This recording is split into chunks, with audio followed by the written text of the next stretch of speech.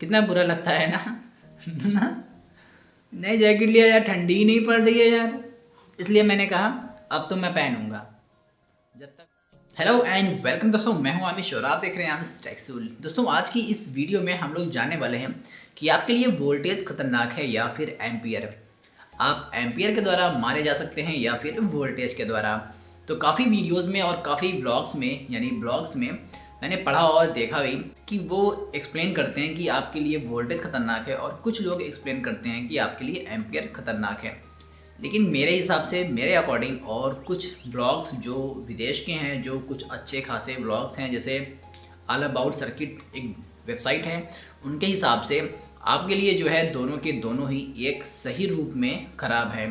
एक सही क्वांटिटी में अगर आपको वोल्टेज और एम्पियर दोनों मिल जाता है तो आपकी जान जा सकती है।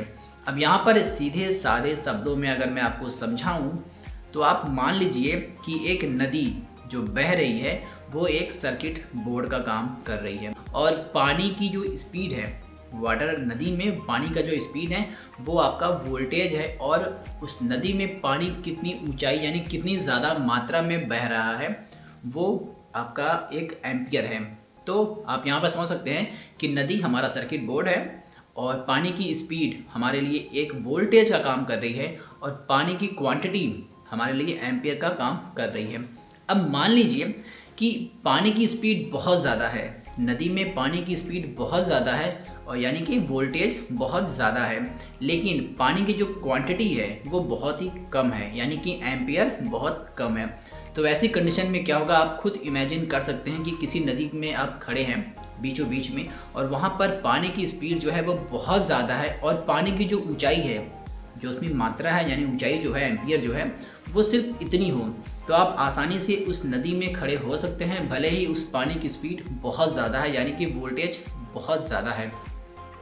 वहीं अगर देखा जाए कि मान लेते हैं कि पानी की स्पीड कम है, मान लेते हैं कि पानी का जो स्पीड है यानी वोल्टेज जो है वो बहुत ही कम है, बहुत धीरे धीरे नदी बह रही है, लेकिन जो पानी की मात्रा है, जो क्वांटिटी है नदी में, वो आपके गले तक, यहाँ तक है, तो फिर भी आपके लिए वो नदी उतना खतरनाक नहीं होगी। क्यों? क्योंकि स्पीड तो है ही नदी में, क्योंकि स्पीड तो नदी में है ही नहीं, और पानी की मात्रा ज़रूर इतनी है, तो आपको वैसा लगेगा कि आप किसी बंद तालाब के अंदर अपने कदमों से चल करके क्रॉस कर रहे हैं। बिल्कुल, पानी भले ही यहाँ तक रहेगा, लेकिन पानी की स्पीड ना होने की वजह से, यानी एम्पियर तो ज़्यादा है लेकिन वोल्टेज कम है, तो उस कंडीशन में भी वो नदी आपके लिए ख़तरनाक नहीं होगी। अब कहाँ पर ये खतरनाक हो सकता है? एक सही स्पीड यानी एक ज़्यादा स्पीड और एक सही क्वांटिटी यानी ज़्यादा एम्पियर अगर उस नदी में है तो आप उस नदी के साथ बह सकते हैं, आपको नुकसान हो सकता है। बिल्कुल वही कंडीशन हमारे एम्पियर और वोल्टेज पर भी डिपेंड करता है। अब बात कर लेते हैं कि हमारे लिए जो है कितना एम्पियर खतरनाक हो सकता है, कितना एम्पियर और कितना वोल्टेज खतरनाक हो सकता है। तो ऑल अबाउट सर्किट जो सर्किट वेबसाइट है, इनके हिसाब से, इनके ब्लॉग के हिसाब से, कि इंसान के लिए 6 मिली एम्प यानी कि 1 एम्प का 1000 भाग अगर आप कर लिए तो उसमें से 6 मिली एम्प जो है इंसान के लिए ऐसा है कि वो महसूस कर सकता है कि हाँ भैया मुझे करंट लग रहा है, और वो अपने उंगलियों से खुद से उसे हटा सकता है वायर को, और उसे बार बार टच करके महसूस कर सकता है हाँ यार करंट लग रहा है, हाँ यार करंट लग रहा है। 6 मिली एम्प यानी 1 एम्प का 1000 भाग। लेकिन वहाँ पर जो वोल्टेज होगा वो वोल्टेज भी एक सही अमाउंट में होना चाहिए। ऐसा नहीं है कि वोल्टेज बहुत ही ज़्यादा डाउन है तो फिर वो एम्प किसी काम का नहीं है। बिल्कुल, जैसे मैंने अभी आपको नदी के हिसाब से मैंने समझाया आपको कि सही एम्पियर यानी सही स्पीड और सही मात्रा पानी की वो आपके लिए ख़तरनाक है। तो आखिरकार वोल्टेज यानी कि जो पानी की स्पीड थी, यानी कि जो वोल्टेज है वो कितना ख़तरनाक है इंसान के लिए। मैंने एम्पियर की तो बात कर ली कि 6 मिली एम्पियर को इंसान जो है खुद से महसूस कर सकता है और उससे अपना हाथ हटा सकता है कि भैया करंट मार रहा है, हट जाओ, उससे खास कोई नुकसान होगा नहीं। अच्छा, अब बात कर लेते हैं कि कितने मिली एम्प पर आपको नुकसान पहुँच सकता है। तो एक सही वोल्टेज अगर आपको झटके में लग रहा है, और एम्पियर की बात की जाए तो 100 मिली एम्प एक इंसान के दिल को फेल कर सकता है। ध्यान रहे, वोल्टेज भी आपका उस हिसाब से मैटर करेगा। वोल्टेज अगर बहुत डाउन रहेगा तो 100 मिली एम्प किसी काम का नहीं है। क्योंकि आप देखते होंगे कि आपके कार में लगी हुई बैटरी और इन्वर्टर में लगी हुई बैटरी 80 एम्प की होती है, 100 एम्प, 180 एम्प्स, 300 एम्प्स की होती है, फिर भी वो हमें करंट क्यों नहीं मारते हैं। एक और एग्जांपल मैं आपको दे देता हूँ। आपके घर के आसपास कहीं पर अगर वेल्डिंग की मशीन हो तो आप वहाँ पर जाके देखेंगे तो उनके पास 300 एम्प या कई कई जगहों पर 500 एम्प तक का जो है उनका जो वेल्डिंग मशीन होती है वो थ्रो कर सकती है। लेकिन जो वहाँ पर वोल्टेज होता है, कभी आप वोल्टेज मीटर से जाकर टेस्ट करेंगे तो आपको केवल 0.5, 0.7, 1 वोल्ट शायद ही कभी आपको मिल जाए। तो यानी कि वोल्टेज अगर कम है, एम्पियर ज़्यादा है तो भी खतरनाक नहीं है, और कई जगहों पर एम्पियर कम है लेकिन वोल्टेज बहुत ज़्यादा है तो भी खतरनाक हो सकता है। लेकिन एक सर्टेन, मैंने कहा ना, मिनिमम 100 मिली एम्प पर आपका दिल फेल हो सकता है। तो इस हिसाब से आज के बाद ये मत सोचिएगा कि मैं अगर डीसी टच कर रहा हूँ, बहुत ज़्यादा एम्पियर टच कर रहा हूँ तो मुझे खतरा नहीं हो सकता है। या फिर आप ये भी मत सोचिएगा कि मैं बहुत ज़्यादा वोल्टेज टच कर रहा हूँ। बहुत ज़्यादा वोल्टेज मैं बताता हूँ कहाँ पर होता है। कुछ वक्त पहले ही मैंने एक इन्वर्टर बनाया हुआ था जो कि लगभग 300 वोल्ट थ्रो कर रहा था। जी हाँ, 300 वोल्ट मल्टीमीटर में चेक करने पर थ्रो कर रहा था। बशर्ते वहाँ पर CFL जल रहा था, लेकिन एम्प कम होने की वजह से उसमें करंट इतना नहीं था कि मुझे झटके लगे। जिन लोगों ने मेरे उस प्रोजेक्ट को बनाया हुआ था उन्हें पता होगा कि वहाँ पर उन्हें 250 से 300 वोल्ट तक का करंट यानी वोल्टेज मिल रहा था, लेकिन करंट यानी कि एम्पियर बहुत ही कम होने की वजह से उन्हें उतना झटका नहीं लग रहा था कि वो बोलते अरे बामिश भाई ये बहुत ही खतरनाक है।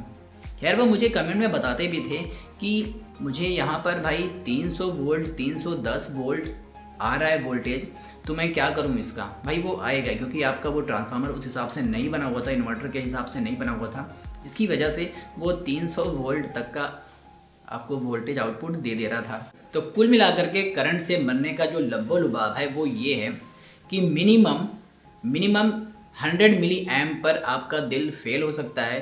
100 मिली एम्प, एक एम्प का 1000 भाग और उसमें से 100 क्वांटिटी, 100 मिली एम्प आपको मार सकता है, आपका दिल फेल कर सकता है। अच्छा, मिनिमम वोल्टेज कितना होना चाहिए इस 100 मिली एम्प पर? तो 30 से 50 वोल्ट, 30 से 50 वोल्ट प्लस 100 मिली एम्प अगर आ रहा है तो आपको बिल्कुल ऐसा ही झटका लग सकता है कि आपका दिल फेल हो जाए, आपका जो हार्ट बीट है वो ख़त्म हो जाए, आप मर जाएं।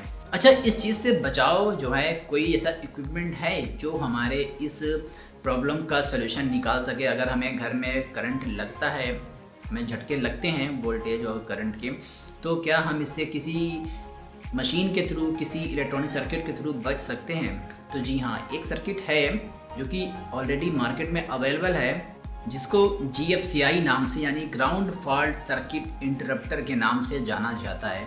वैसे ये एक फुल फॉर्म मैंने बताया आपको GFCI, लेकिन ऐसा इक्विपमेंट बनाया गया है जो कि आपके घर में अगर लगा दिया जाए और अगर आपको झटके लगते हैं तो उस कंडीशन में क्या होता है कि ये मशीन तुरंत अपने सर्किट में हो रही गड़बड़ी को समझ जाता है और तुरंत क्या करता है कि ग्राउंड कर देता है आपको लगने वाला वोल्टेज और एम्पियर, यानी फेस को तुरंत वो ग्राउंड कर देता है। और इससे क्या होता है कि घर में लगी हुई जो MCB है वो तुरंत की तुरंत उड़ जाती है, यानी कि गिर जाती है और आपको झटके लगने बंद हो जाते हैं। तो इसका इस्तेमाल अगर आप करना चाहते हैं तो कर सकते हैं, लेकिन ढूंढना पड़ेगा कि यार ये मिलता कहाँ पर है, क्योंकि वेबसाइट के अकॉर्डिंग ये काफ़ी बड़ा बॉक्स है।